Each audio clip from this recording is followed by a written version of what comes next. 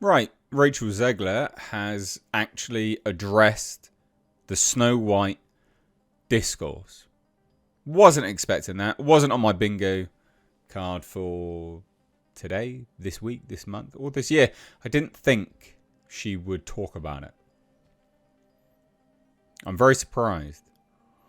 So she's spoken about the negative online discourse, and it's an interesting response. It is one which attempts to reshape the narrative.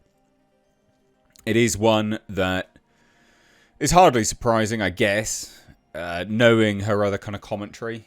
And yeah, it's all kind of dumb, really. You know, this is the reason why very few major Hollywood studios will be looking to hire her, I think, because she's just not very media savvy. She's not very well trained when it comes to media and handling herself. So I thought we'd take a look at this. Let me just take a moment. Guys, thank you so much for watching the video. If you're new here, please do hit subscribe. And I will ask just if you could check that you're subscribed. YouTube is doing something very strange. Not just me, across the whole board. Check anyone that you're supposed to be subscribed to. Check that you are subscribed. Be really good to not lose contact with you. Basically, YouTube's been a bitch and unsubscribing people. It's quite irritating. So check it out. Anyway. So, yeah. Basically, she spoke to some outlet called Glamour. We'll get to that in a minute, but I want to also discuss this. So this is an article, and it's an article on comicbookmovie.com, but it's worthwhile discussing actually just the tone of the article, because their article actually attempts to reshape the narrative as well. So it says this, right? Snow White had the makings of becoming one of Disney's biggest hits, but things quickly started going wrong for the Mark Webb-helmed adaptation.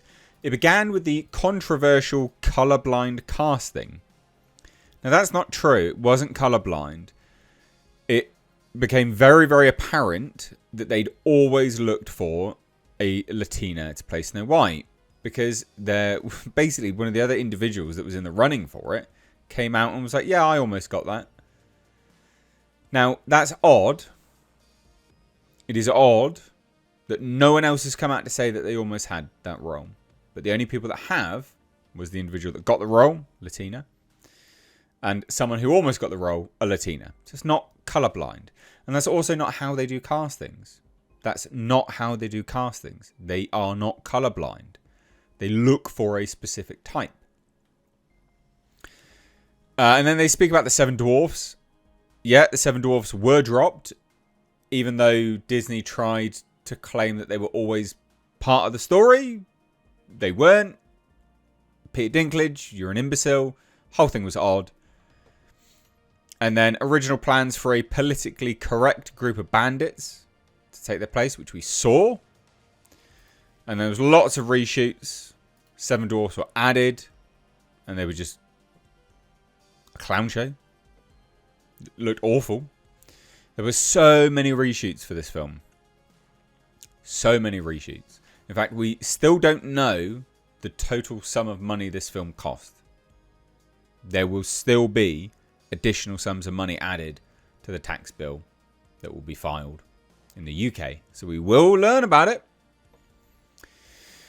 And then there was obviously the nonsense with Zegler discussing the original film negatively. Donald Trump and anyone that voted for Donald Trump. She said, I hope you never know peace. Just awful things. This woman's an awful human being. Right? Then the whole Free Palestine stuff when it came to the fact that Gal Gadot was, of course, Israeli and served in the IDF. All of that kind of crap, right? Just a complete shit show from PR perspectives. And then it basically it released and it bombed. $206 million worldwide. Okay.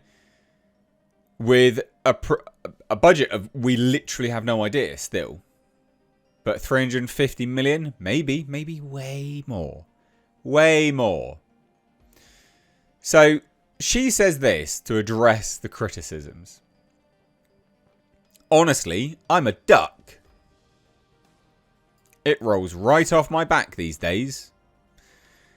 We just need to normalise our hearts not having boundaries. I think there's this idea that we as public figures can't have thoughts or feelings because we're like paper dolls to a majority of the public. Okay then.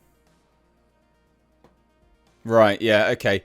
So, normalising your heart was saying that you hope Trump supporters never know peace, was it? Really? That's quite mean, isn't it? So anyway, she was asked what keeps you grounded amid the continued online discourse. My love for the work. Didn't you say if you're going to be standing in a princess dress for like 8 hours a day, you want to get paid for every single second it gets streamed, and was like part of an actor's strike? Yeah, it doesn't sound like you love your work, actually. Doesn't sound like you love your work at all. I'm the one who showed up and did my work every day. Nobody can ever take that away from me. Oh, fucking God, I wish we could. I really wish we could. I made lifelong friends on that job. That kind of family doesn't get dissipated by online discourse. Every experience I've had so far has been such a wonderful lesson learned.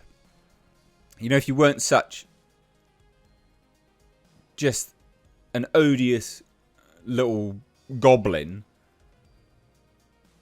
you wouldn't have to learn any lessons. I loved working on Snow White, and I love that film. Why? It's awful.